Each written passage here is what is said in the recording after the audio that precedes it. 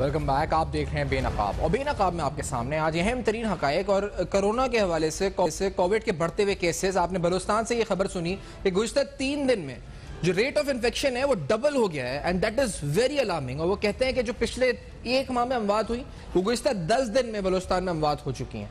ना this is very alarming क्योंकि second wave में क्या अमवात ज्यादा हो रही हैं, ये भी बड़ा अहम सवाल है जो प्रोग्राम में हम उठाएंगे आगे चल के। आज एनसीओसी ने बड़े इस्तेमाल पर पाबंदी, सिनेमा घरों, थिएटरों, मज़ारों को मुकम्मल बंद करने की तजवीज़ दी, तालीमी इदारों में मौसम सरमा की छुट्टियां कबले वक्त करने की तजवीज़ दी। इसके अलावा 16 नवंबर को वफाकी वजीर बराए तालीम मुख्तलिफ सूबों के वज़रा से मुशावरत करेंगे।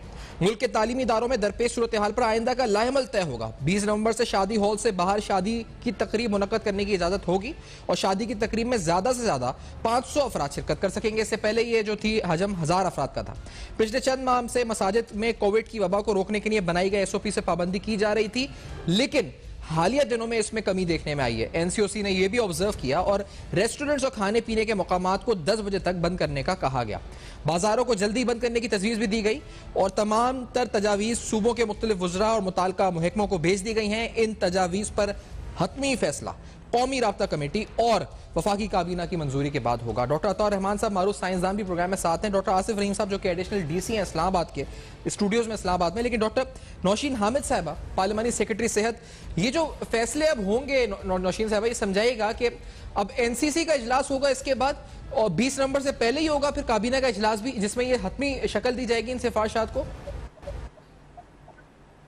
जी देखें, एनसीओसी में डेली बेसिस के ऊपर डाटा कलेक्ट होता है और पूरे मुल्क का डाटा आता है, तमाम प्रोविंसेस से आता है और उसकी रोशनी में जो है वो तजावीज़ मुरतब की जाती है और उनके ऊपर फाइनल डिसीजन जो होता है फिर वो NCC में जो नेशनल कोऑर्डिनेशन कमेटी है जिसमें चारों सूबों के वज़रा आला और उनके आला अफसरान जो है शिरकत करते हैं और प्राइम मिनिस्टर साहब उसको हेड करते हैं।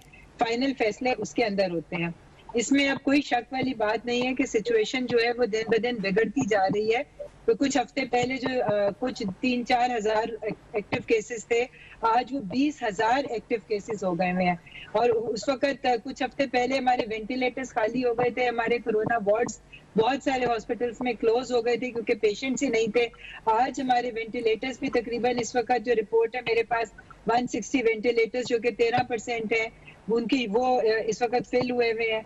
डेथ रेट भी बढ़ रहा है। तो जाहिर है इन सारी चीजों की रोशनी में अब अपने जो हमारे मेजर्स हैं उनको स्ट्रिक्ट करने की जरूरत है। जून के मुकाबले में डॉक्टर साहब अगर जून से मवाजना कर सकें हमारे नाज़रीन के लिए, क्योंकि आपने जैसे कहा 160 वेंटिलेटर्स फिल है, जून में ये तादाद लाजमी ज्यादा होगी, इतनी तो नहीं होगी या उससे कम है इस वक्त अभी? तो नहीं, जून में तो इससे डेफिनेटली ज्यादा थी क्योंकि जून में जो इन्फेक्शन रेट था वो 23% था और आज जो अभी अक्टूबर नवंबर का जो है ये नवंबर में 5.13 है, तो 23 और 5.13 में बहुत फर्क है। तो डेफिनेटली इसी हिसाब से हॉस्पिटल बेड्स की ऑक्यूपेशन और वेंटिलेटर्स की ऑक्यूपेशन में भी इसी तनासुब से जो है वो फर्क है। मगर जून के मुकाबले में अब तक मैं समझती हूँ कि हमने अपनी कैपेसिटी बहुत बढ़ा ली है।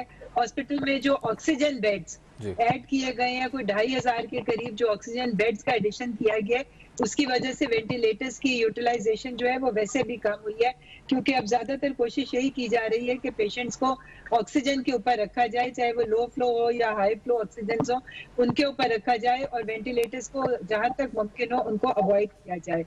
तो ये हॉस्पिटल्स में भी तमाम तैयारियां जो हैं वो बढ़ाई जा रही हैं। डॉक्टर्स की ड्यूटीज जो हैं उनको एलोकेट किया जा रहा है कोरोना वार्ड्स में और इसके साथ साथ मैं समझती हूँ कि जो बाकी मेजर्स भी थे, जो लॉकडाउन वगैरह की थी, उसका दायरा कार भी जो है वो बढ़ाया जा रहा है। इस वक्त पूरे मुल्क में 4,000 से ज्यादा जगहों के ऊपर जो है वो लॉकडाउन इम्प्लीमेंट हो रहा है और जिस तरह आपने देखा है कि अब इस वक्त दिन ब दिन जो है वो ज्यादा दिन में जो ज्यादा हो रहे हैं केसेस, डॉक्टर साहब, ये डॉक्टर अताउर रहमान साहब